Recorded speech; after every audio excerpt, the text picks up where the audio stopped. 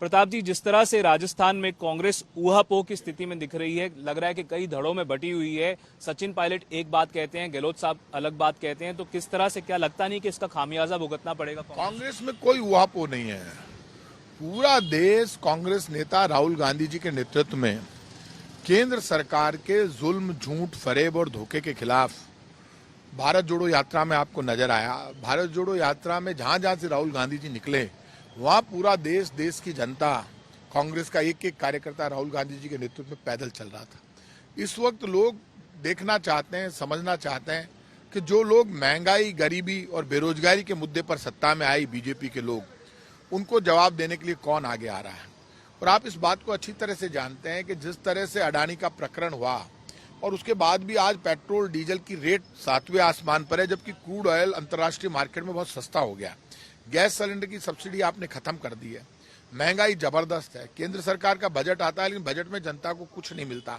ऐसे में राजस्थान की सरकार का बजट आता है और बजट इतना जोरदार आता है कि 100 यूनिट तक बिजली फ्री करने के बाद 1.5 करोड़ लोगों तक, 87% जो बिजली के उपभोक्ता है उनमें से 87% लोगों के यहाँ पर जीरो बिल अब आएगा। तो ऐसा बजट हम लेकर आए जिसमें जो महंगाई को खत्म करने वाला, बेरोजगारी को खत्म करने वाला और गरीबी को खत्म करने वाला बजट है। ऐसे में जो आप जिस तरह की बात कर रहे हैं, कांग्रेस में या किसी भी पॉलिटिकल पार्टी में इस तरह की बातें चलती रहती है, लेकिन हमारे ऑल इंडिया कांग्रेस कमेटी के संगठन महासचिव वेणुगोपाल जी का एक बयान आ गया था। उस बयान के बाद मैंने तो खुद ने ये तय कर लिया कि हमारा कोई भी मिनिस्टर, कोई भी एमएलए, कोई भी कांग्रेस का लीडर बयान देगा तो आप उन्हीं से सवाल कीजिए। मैं इन बयानों पर कोई बयान देना मैंने बंद कर दिया है। अब वो कोई भी बयान दे, उन बयानों पर तो ऑल इंडिया कांग्रेस कमेटी ही जवाब दे सकती है, मैं जवाब नहीं दे सकता।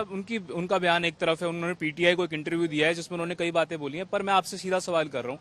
25 सितंबर को जो सीएलपी की बैठक होनी थी वो नहीं हुई। डिसिप्लिनरी कमेटी बैठी, जो कोई भी उसमें आरोपी माने गए, धर्मेंद्र राठौड़, महेश जोशी, डॉक्टर महेश जोशी और तीसरे शांति धारीवाल, उनके खिलाफ अभी तक कार्रवाई क्यों नहीं हुई है?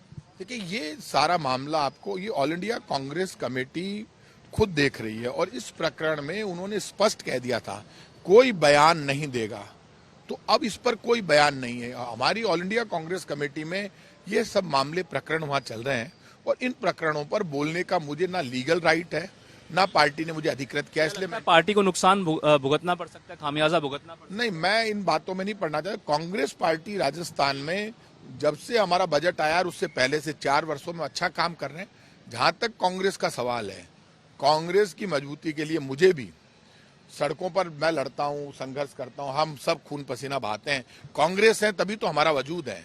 तो कांग्रेस को तो कोई नुकसान हम होने नहीं देंगे। कांग्रेस के हम जैसे कार्यकर्ता सब राहुल गांधी के नेतृत्व में एक साथ खड़े और जी जान लड़ा देंगे, लेकिन कांग्रेस फिर सत्ता में लेकर आएंगे रास्ते। आप कह रहे हैं कांग्रेस को नुकसान नहीं पहुंचने देंगे, पर नरेंद्र मोदी प्रधानमंत्री हैं, पहले भीलवाड़ा गए, फिर दौसा गए और उन्होंने एक तरह से अपना जो कारवां है वो शुरू कर दिया है, चुनावी बिगुल फूंक दिया है।